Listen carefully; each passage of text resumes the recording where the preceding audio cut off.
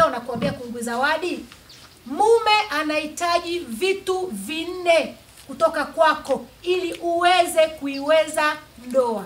Mume anahitaji awe mtawala. Ukitaka kufurahia ndoa yako, hata kama umeolewa na mume mkali, umeolewa na mume anaongea, umeolewa na, unajua wanaume wako aina nyingi, wana viwango vingi. Yaani aina ya mumeo uliolewa nayo, hakikisha tu unamfanya awe mtawala. Akisha kuwa mtawala, na kuhakikishia hivi, utafurahia sana mapenzi. Sasa kuna mwingine ataniuliza hivi, dada Zawadi, anawezaje kuwa mtawala? Mume ambaye atuzi ndoa, mume ambaye apiki chakula, aleti chakula nyumbani, mume ambaye afanyi na kadhalika, mume ambaye mlevi, mume ambaye mzinzi, anakuwaje mtawala? Nisikilize kwa makini. Mungu alipoiumba dunia, aliumba mke, akaumba mume. Akasema mume ni mtawala, alafu mke ni mtii, ni msaidizi. Kwa ukitaka kufurahia ndoa, mwanamke unayenisikiliza kijana, mimi kama kungwi wako, hakikisha unamweka mumeo kama mtawala. Awe na pesa, asiwe na pesa, hakikisha mume ndiye anayeheshimika. Mume ni kichwa kwenye familia. Mume ni kiongozi kwenye familia. Kuna watu siku hizi mnapenda ligi. Mimi hata sitaki hata kugombana na nyinyi. Ila tu Biblia yangu inaniambia hivi, mume ni mtawala. Mume ni kichwa. Kichwa kiwa na kisogo, kichwa kiwa na kipala, kichwa kiwa kina nywele, lakini mume uliye naye ni mtawala. Ukitaka kufurahia mapenzi, ukitaka kufurahia maisha ya tasnia ya ndoa yako, hakikisha unamweka mume wako awe mtawala. Ndio maana wahenga wanasema, kwenye mume ndani anayekoroma hata mwizi haingii. Sio kama mshai kuona. Yaani mwanaume akikoroma ndani ni ulinzi tosha. Ndio maana mume ni mtawala. Kwa hiyo wewe shoga yangu unayepandisha mabega juu, unayetaka kuwa mtawala kwenye ndoa yako, ndio maana ndoa inakushinda pie. Leo mimi Kungwi Zawadi dada yako nakwambia hivi, sio kwamba wanaoweza ndoa ni malaika, sio kwamba wanaoka kwenye ndoa wao wanaweza sana, hapana, ila wanaheshimu maandiko matakatifu ya Mungu. Mungu aliposema mume mtawala, sio kwamba wewe hauna thamani, hapana. Wewe kama una kitu, wewe unishauri, wewe ni msaidizi. Msaidizi maana yake wewe ni mshauri. Wewe ni mshauri. Mume amekuja, ameleta samaki ndoo kubwa. Unaona badala anunue samaki, basi huyu ni muelezaji. So unaanza, kazi yako kununua samaki tu. Hela zote zinaenda chooni. Vipande vimeshuka.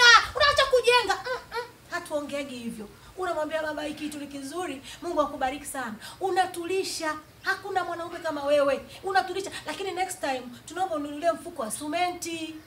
Umeongea, umempa kichwa, umempa pongezi, afu na umechomekea jambo lako. Lakini unaanza kusuta, unaanza kumweka chini, hasa hao samaki utakosa mama, na hiyo simenti utakosa.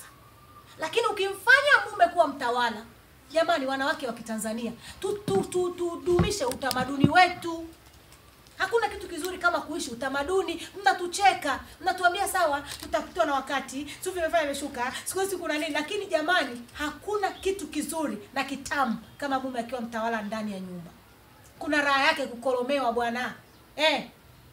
Kuna raha yake ukifokewa. Unajua mume akiwa mzembe sana naye inakuwa kuna tatizo Nadhani hata madaktari mtawauliza. Yaani mume akiwa sana mpole sana, kuna shida ndani. Lakini mume akiwa anasema yaani inakuwa kuna raha. Kuna vitu kidogo unasikia hapa kuna mtu unachangamshwa. Si ndio? Mume mfanye mtawala, utafurahia maisha ya ndoa. Jambo la pili, mwanamke mtii mumeo. Ukimtii mumeo, sio kwamba ukimtii wewe ndio unakuwa wewe wa chini, hapana. Jamani nyie, kuna raha yake kuwa mtii. Yaani unatukana mbele za watu, afu bado unamtii. Unapigiwa bongela, yaani kuna mtu anaweza kukushtua. Yaani akakushtua mbele ya watu ambao unawaheshimu, lakini bado ni mume. Unaambia sasa baba tufanyaje? Ili mradi tu cha msingi kibao kisije usoni. Make sure kibao kisije usoni. Lakini unatii. Unatii kwa sababu Mungu amesema umtii huyo mume. Lakini kuna mwanamke amekaa mahali ataniambia, Zawadi, huyu mwanaume amezini, amezaa nje ya ndoa, amefanya. Mungu hajaandika kwenye Biblia kwamba mtii mumeo kama analeta pesa. Mtii mumeo kama hanywi pombe. Mtii mumeo kama hajawahi kuzaga watoto wake huko nje mazinja stropazi wake. Mtii mumeo kama Mungu ameandika neno moja tu. Mke mtii mume. Na mimi leo Kungwi Zawadi na kazania hapo. Mdogo wangu unayenisikiliza, mwali wangu unayenisikiliza, mimi naitwa Kungwi Zawadi. Mtii mumeo, utakula mema ya nchi. Wanaume ni watawala. Kwa hiyo wanapenda kutawala, wanapenda kusifiwa, wanapenda kuheshimiwa. Kwa hicho kitu kikiweza kukifaulu, basi utakuwa umemfaulu mume wako. Namba 3 nimesema hivi, umeshamfanya mtawala shoga yangu, si ndio? Umeshamtii shoga yangu, si ndio? Haya sasa kinachofuata, umpikie chakula ashibe. Mpe chakula ashibe. Sio unachemsha, mpikie. Maana kuna watu shoga zangu nimewambia hivi, kama huwezi kupika njooni na darasa pia la kupika ninalo. Asubuhi unaamka shoga yangu, umempa mwanaume chai, kesho jana umempa chai na mkate. Leo kampa chai na mandazi, kesho kampa chai na chapati. Yaani inaitwa ngano. What's the difference? Yaani mwanamke ni ubunifu. Unatakiwa kujua kupika vitu ambavyo, yaani akipika mama ijulikane, akipika dada ijulikane, akipika mwanao ijulikane, akipika jirani ijulikane. Pika chakula kipikike. Hata chai nayo inapikwa, hata chai nayo inaungwa. Jamani, hata tembele linawekwaga nazi, msikalili mambo. Nasikia matembele yako nazi, mimi ndo nakwambia Kungwi Zawadi. Matembele yanakwaga nazi na yanakwaga maziwa na yanakwaga karanga na yanakuwa matamu. Si umeelewa vizuri? Siku nyingine weka usemaga tu jamani, leo napika onion rice. Unatisha watu huko ndani.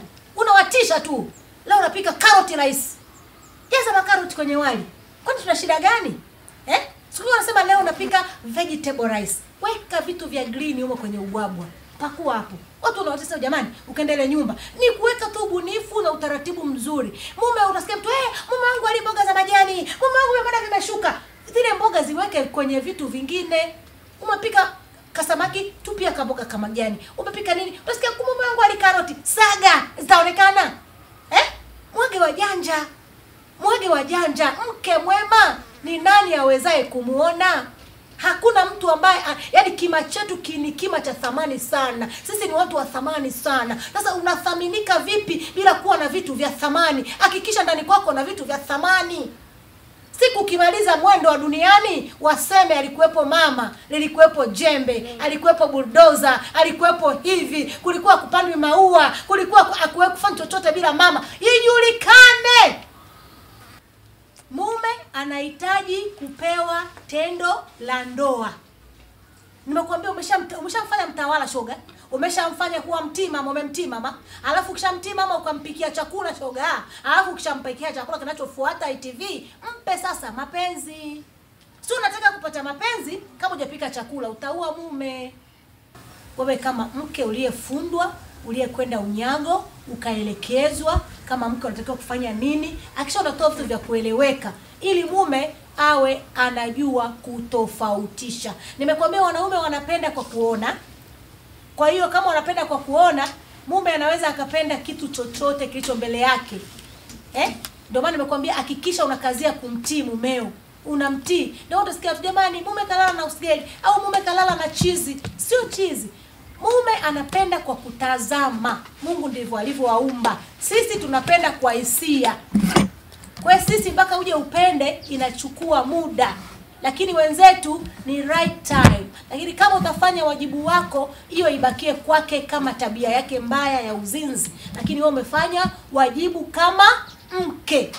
Na narudia tena mdogo wangu, hivi vitu vinne ni vitu vya msingi sana. Mimi nilivyovifanyia kazi, hata wengine wamefanyia kazi, tulivyofundwa tukaelezwa, kwa kweli vinaleta impact kubwa sana kwenye ndoa.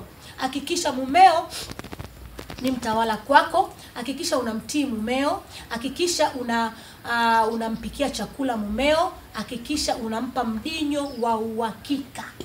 Sio gemu ya kizembezembe, mpe mdinyo wa uhakika ili uweze kufanya wajibu wako kama mke sawa sawa. Mimi naitwa Kungwi Zawadi. Kungwi nafunda kiimani, kiutamaduni na Tanzania.